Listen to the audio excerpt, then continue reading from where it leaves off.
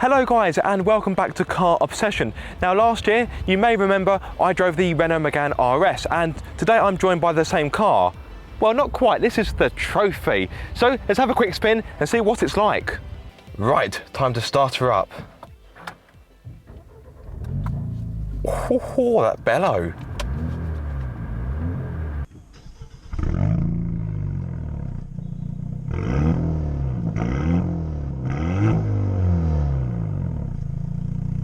Onto the car. So I've got the car with the 6-speed manual gearbox. No autos to be found here, thank you very much. Now I've just literally been out in the Golf GTI TCR, so it'd be interesting to see how this car compares. Now obviously that the Golf has got a 7-speed DSG, whereas this has got a 6-speed manual gearbox. The engine is also a little bit smaller. It's a 1.8 litre turbocharged 4-cylinder petrol, but it has more power. So this has 300 horsepower, which is 20 more than the standard Megane and 10 more compared to the Golf GTI TCR. In regards to Newton meters, this has 390.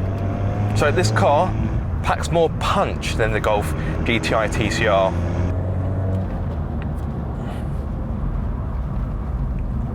And quite quickly, one thing I can tell you from a driving perspective, now this is a very quick drive. I've got this car for about 15 minutes or so.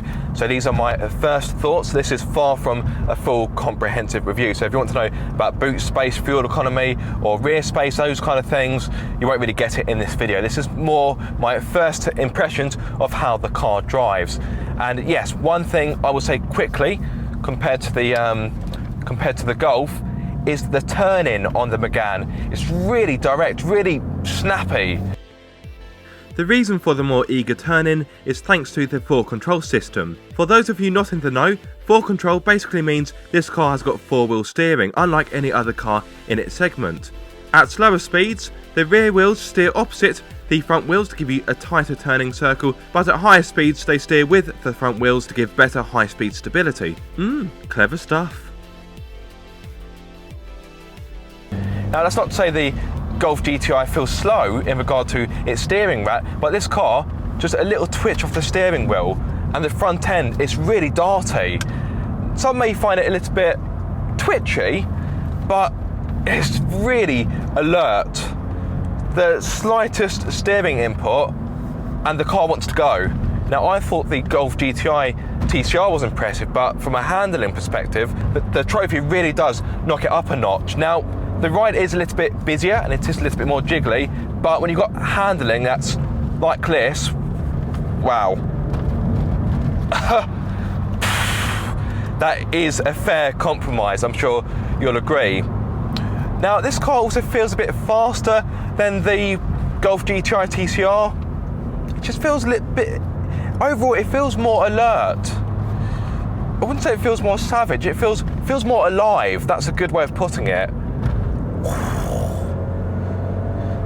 Now I do find there is a little bit more lag in this car compared to the 2-litre engine found in the Golf GTI, but this has got more power and it is a smaller engine, therefore it will need more help from a turbocharger. At each corner you've got Brembo brakes for better stopping power, and my word do they work well. You've also got a Torsen limited slip differential to give you better traction in the corners.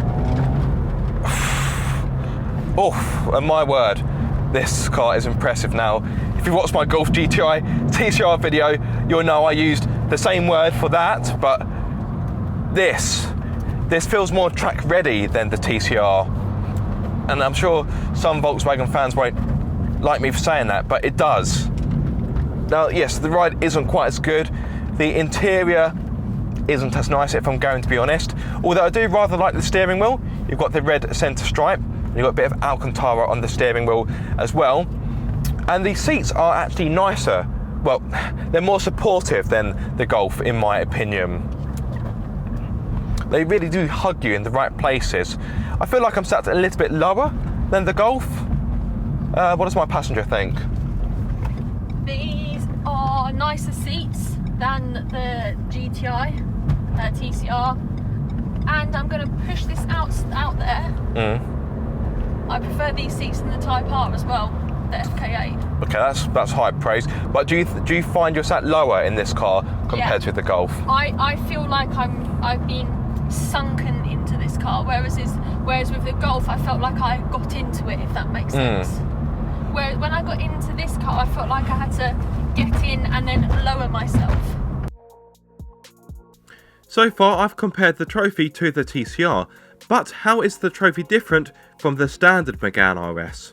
For starters, you do of course get a bit more power, and in fact it's the most powerful car Renault Sport has ever made. It also features 19-inch alloys, 25% firmer shock absorbers, 30% tighter springs, 10% stiffer anti-roll bars, plus you get the Cup chassis as standard. It also has stronger, lighter brakes to help scrub off that extra power more efficiently, and overall the car is 18 kilograms lighter.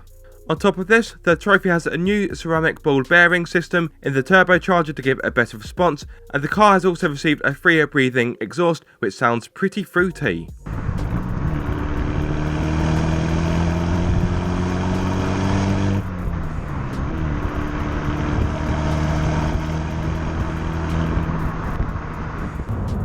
So let's get back to the driving element of the car. The brakes aren't quite as bitey as the Golf, but that's not a bad thing because they're more progressive. I actually get more of a feeling, and I actually get a bit more feedback from these brakes, a more progressive feedback. Whereas the Golf, the brakes were a little bit grabby, a little bit too sharp, almost too good for their purpose. But in the Megane, yes, they're more progressive and not quite as aggressive. I think that's a good way of putting it. So how much will this track weapon cost you? It starts from £31,835, but the cost does go up if you want to have the automatic gearbox. The cost also rises if you want to have the car in either volcanic orange or the iconic liquid yellow, as they both cost a whopping £1,300. Yes, you heard me right. Also, if you go for the seats seen in this video, they will set you back £1,200, so the cost of this car can escalate a fair bit if you're not careful with the options. The pedal placement is fantastic as well. You get the heel and toe really nicely, and it definitely feels like a driver's car, more so than the Golf. Now, both cars are great, but I think you would have more fun in this car. Now, I have had more fun in this car. Just feels a bit more cheeky, a bit more playful. As you would expect from the Golf, it's all a bit grown up. Oh, that was a real blast. More so than the Golf GTI TCR, if I'm going to be brutally honest. But sadly, my time with this car has come to quite an abrupt end. Now, I'll be honest, I wasn't completely won over when I drove the Megane RS last year, but I definitely think the Trophy is a better car.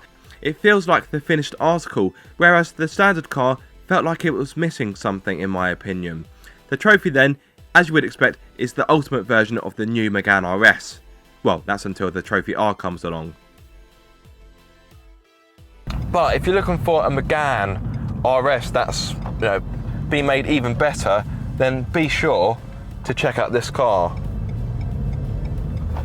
Although the ride is quite firm, so would you want to daily it? Not too sure. I think you'd need to be a proper enthusiast to be able to live with this car. Not that it's going to be that difficult, but what I'm trying to get at is it would be easier to live with the Golf, although that's kind of goes without saying. But this car, it's bloody good fun. I really wish I could have some more time with it. So Renault, if you're watching, please let me have one of these for longer, so I can do a proper review and have some proper fun with it, even more fun than what I've had today. Anyway, time for me to end because I can literally see the Renault stand right in front of me. Thank you so much for watching this video. I hope you have enjoyed it. If so, give it a massive thumbs up. If you are subscribed, don't forget to click that bell icon so you get notified every time I make a video. And if you aren't subscribed, guys, what are you waiting for? Be sure to subscribe for more car obsession. Do I really have to give this back? I don't think I want to.